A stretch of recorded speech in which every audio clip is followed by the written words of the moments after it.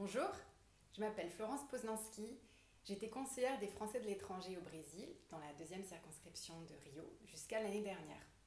Et aujourd'hui, je suis co-animatrice du groupe fonctionnel de la France Insoumise, qui coordonne les élections consulaires. Alors, avec le début des élections, on entend beaucoup de candidats et de candidates dire qu'ils s'engagent à être au service des Français, pour la solidarité, etc. etc. Mais on ne comprend pas toujours comment ça va se faire dans la pratique. À la France Insoumise, nous avons eu des élus qui ont su montrer l'exemple depuis 2014.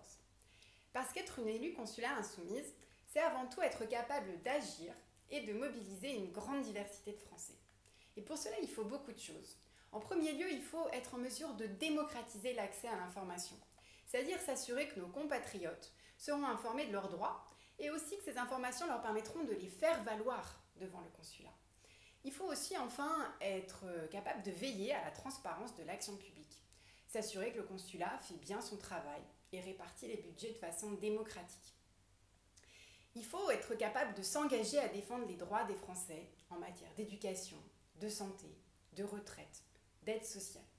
Le faire auprès du consulat, mais aussi être capable de se battre jusqu'au niveau des ministères et des parlementaires lorsque c'est nécessaire, en proposant par exemple de nouveaux dispositifs pour que les droits des Français soient respectés. Être une élue insoumise, c'est enfin débureaucratiser le rôle de l'élu consulaire. Mettre en place des mandats collectifs, par exemple, pour rendre la représentation plus horizontale.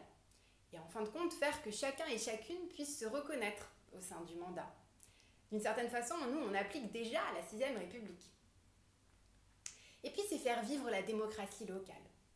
Inviter tout le monde à trouver sa place autour d'initiatives qui rassemblent. Par exemple, exiger l'exemplarité écologique de la France et des entreprises françaises à l'étranger.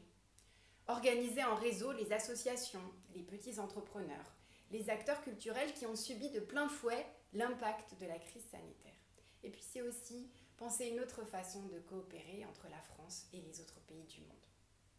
Alors, si vous souhaitez en savoir plus, je vous invite à découvrir les 40 listes que la France Insoumise soutient à travers le monde.